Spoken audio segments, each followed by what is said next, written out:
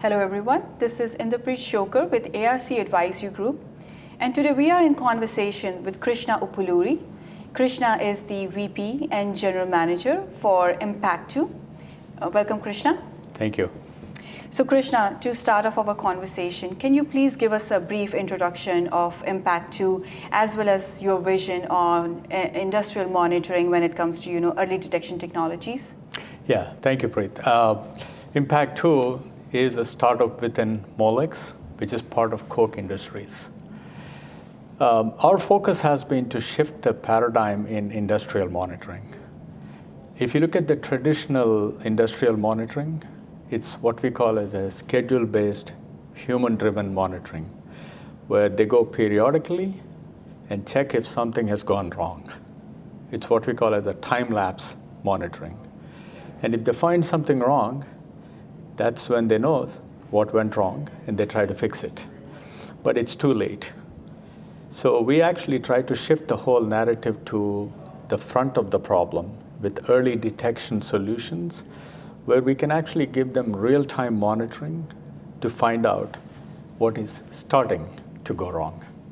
By giving that early detection and alerts to the customers, we feel we can actually help them shift the paradigm from what went wrong to what is starting to go wrong. And all our solutions align with that vision. So tell me, Krishna, how does Mpact2WO's approach to early detection technology helps with operational predictability?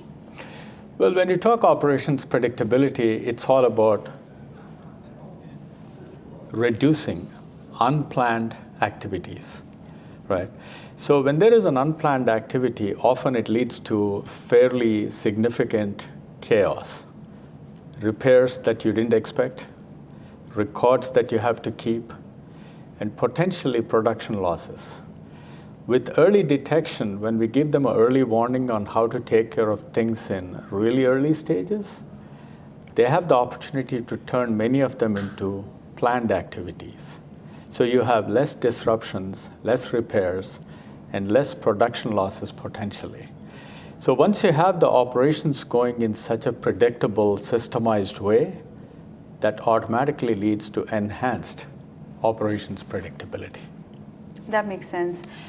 Krishna, another thing I wanted to talk to you about is when we talk to end users, we hear that there are a lot of initiatives around empowering the workforce. They want to digitize the workforce, get them more connected to different databases, subject matter experts and so on. Yeah. But there are various challenges associated with that.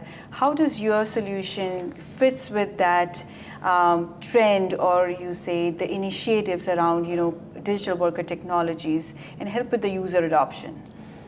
Yeah, digital is a loaded word. If you go from a written notepad to Microsoft Excel, some people think that's digital. When you go from there to a sensor that screams alarms, people think that's digital, right? But in digital worker, if you separate the two words, digital is an enabler, but the important part is the worker, right? So the digital solution you're providing to the worker, can the workers embrace the solution and improve their efficiencies? That is the key. And for that, the question is, do they trust what you're giving them so they can make decisions on them? Do they see that the solution fits into the way they work on a daily basis in terms of practices, processes, etc.? That's when a digital solution empowers the worker to be a digital worker. But if the digital solution is just, let's say, record-keeping solution, but not a decision-making solution, again, it's not that useful. So it really depends on whether you're helping them make better decisions and do they trust the system. Both of those put together, they become much more effective as digital worker enablement. That absolutely makes sense, Krishna.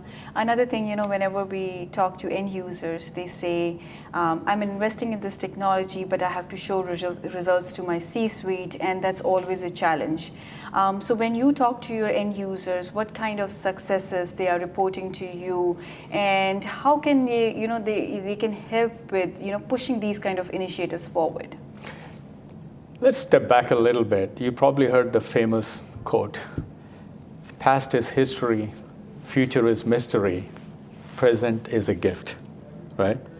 So if you look at today's industrial monitoring, it's all about past is history. They find out what went wrong. And then the predictive maintenance solutions came in, but that's more like a future is a mystery. The boots on the ground in the industrial sites, they're a little apprehensive about trusting predictions, but present is a gift. That's where we bring early detection solutions. And if those can provide them a better way to work, the value comes up from ground up, boots on the ground. And what we're doing with that solution is we are actually helping everybody become as good as the expert. We are democratizing the expertise with the solutions we're providing. So it's that present is a gift that keeps on giving and bubbles up the productivity from ground up to the top as an aggregated value, as opposed to the top driving a solution down into the boots on the ground. So it's really about how this helps ground up transformation and aggregates the value. That makes sense. Another thing I wanted to talk to you about is, whenever we talk to end users, it seems like, they have been investing in digital transformation for a very long time. Mm-hmm. But in last 2-3 years, it seems like the transformation journey has accelerated because of AI, because of, software-defined automation, robotics, and so on.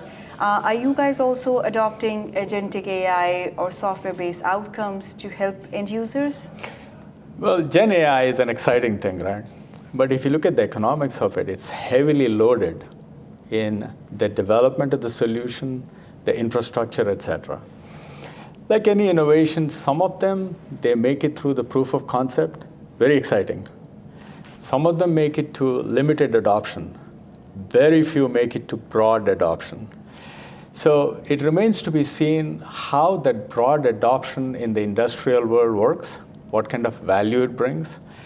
But we believe whatever it does, if it doesn't reach a critical mass of value and the economics justifies the life cycle between the vendors and the customers, it's going to taper off over time at different levels of adoption, and we'll have to wait and see. But it does have the potential to disrupt the efficiencies and the economics. Well said. Thank you, Krishna. I absolutely enjoyed our conversation today. Thank you. So we were talking with Krishna Uppuluri, VP and GM at Mpact2. Thank you so much for watching.